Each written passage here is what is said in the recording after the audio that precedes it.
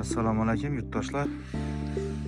Bugun bir qavatli hovli joyini tanishtirib o'tsak, chekka arxivning orqa tomonida chekka arxiv bor. Chekka arxivning orqa tomonida shunday bir qavatli 2 dona joyimiz qolgan. O'z aslında bu yerda ko'rib turganingizdek 7-8 joy bo'lgan. Shunda 2 donasi qolgan. Sotuvda, xudo xolasa.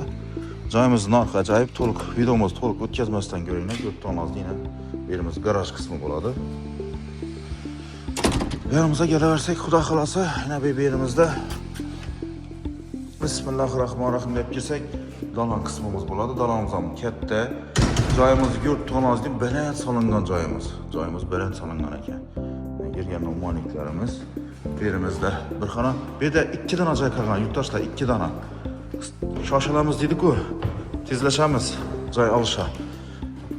Xohlasangiz kvartiralarimiz bo'lsa, kvartira bilan Bartel bor, kvartirani normalni boqaysanizlar. Bu yerimiz mehmonxonasi bo'ladi.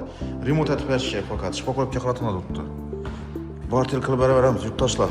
Kelaverasizlar xudo xolasa. Bu yanimizda spannisi bo'ladi. Mana. Emine do'konining yanına dim yaqin yerda joylashgan bo'ladi bu. Bu yerimizda bir xonasi yana.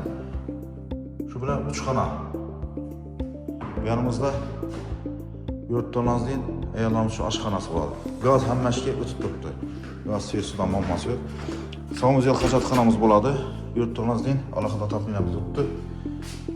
Yanimizda hamma narsamiz joy-joyina qo'yib turibdi. Do'stlar, yurtdoshlarning.